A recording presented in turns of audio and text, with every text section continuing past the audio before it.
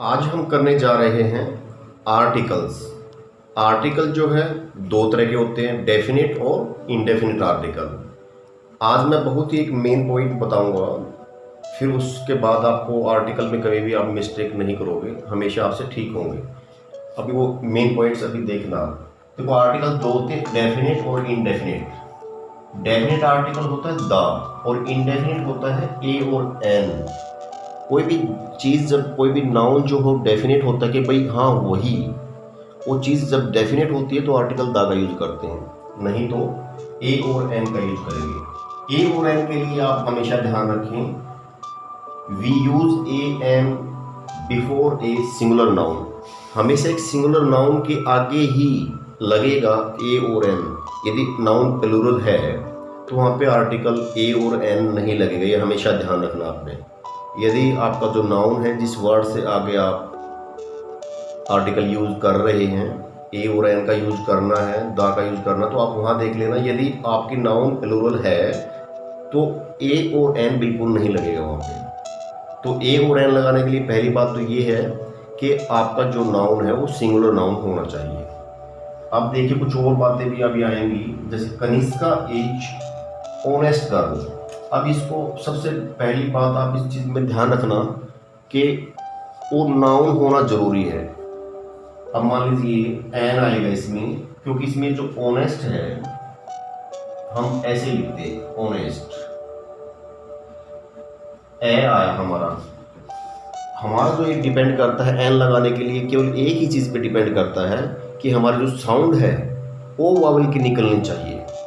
First जो letter है, जैसे देखिए ऑनेस्ट, आप उस वर्ड को लिख करके देख लो।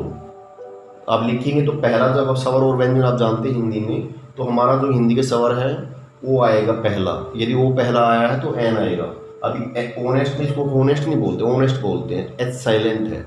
इसलिए केवल आप जिस वर्ड को बोल रहे हैं उसकी प्रोनाउंसिएशन जो होती है, फर्स्ट जो लेटर होता है, साउंड जो होती है स्वर की, यदि निकल रही है, वोवल साउंड निकल रही है तो एन लगेगा, अन्यथा नहीं लगेगा। अब देखिए इसमें, do you have a 1 rupee coin, क्या आपके पास 1 रुपये का सिक्का है।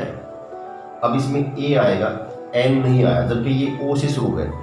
तो आप कभी भी ये ना देखें ए ई आई ओ यू से शुरू होने वाले शब्दों के आगे एन लगेगा, बिल्कुल भी ऐसा नहीं है। आपको बहुत सारे शब्द ऐसे मिलेंगे जो ए ई आई ओ यू से शुरू हैं लेकिन उनमें एन नहीं लगता, क्योंकि वोवल साउंड नहीं निकलती। अब देखिए, वन को हम कैसे बोलेंगे, वे,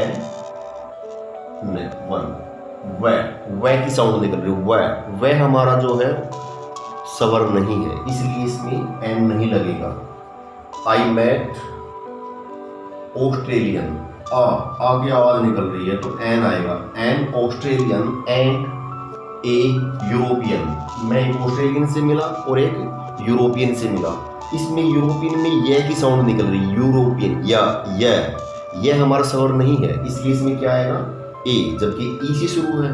तो ऐसे बहुत सारे वर्ड आपको मिलेंगे, ऐसे बहुत सारे वर्ड मिलेंगे जिसमें मतलब फर्स्ट लेटर जो है वो साइलेंट होता है, स्वर की जो है ध्वनि निकलती है, तो उसमें हम क्या लगाएंगे, एन लगाएंगे। केवल आपकी जो है साउंड है वो वोवल उसकी होनी चाहिए, vowel sound. What untidy room, untidy, आ की साउंड लग रही, अनटाइडी, आ की साउंड निकल रही तो क्या लगेगा, एन लगेगा।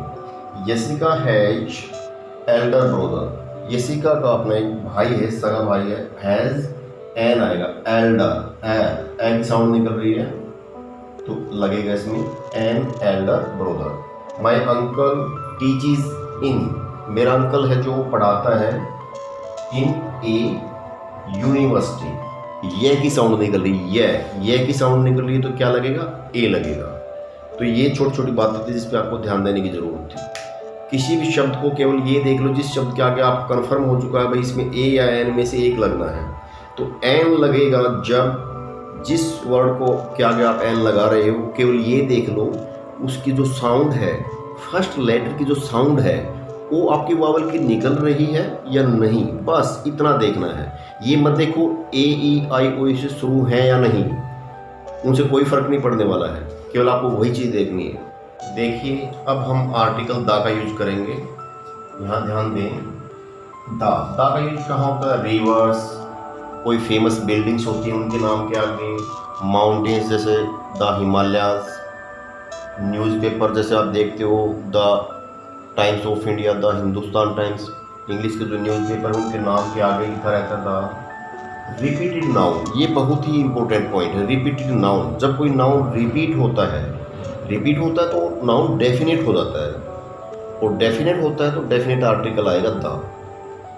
और अभी मैं आपको दिखाऊंगा इसमें प्लैनेट्स, कोई भी प्लैनेट है, मून, सन, अर्थ, कोई भी प्लैनेट है उसके नाम से पहले आर्टिकल द का यूज होगा। कोई भी डायरेक्शन से ईस्ट वेस्ट, उनके नाम से आगे भी आर्टिकल द का यूज होता है। आगे देखिए, where is book I was reading, तो द आएगा article. Where is the book I was reading, जो पुस्तक में पढ़ रहा था, वेयर इज, वो कहाँ है, इसका मतलब द इसलिए आएगा क्योंकि ये डेफिनेट हो गया है कि वही पुस्तक जो मैं पढ़ रहा था उसी पुस्तक के बारे में पूछ रहा हूँ। तो इसको आप कहेंगे द का यूज करेंगे क्योंकि इसमें एक पुस्तक का जो पूछा गया है उसी पुस्तक के बारे में पूछा गया जो पढ़ रहा था, इसलिए आर्टिकल द आएगा। Tina is wearing a pretty dress, Tina जो है वो एक प्रेटी ड्रेस पहने हुए है।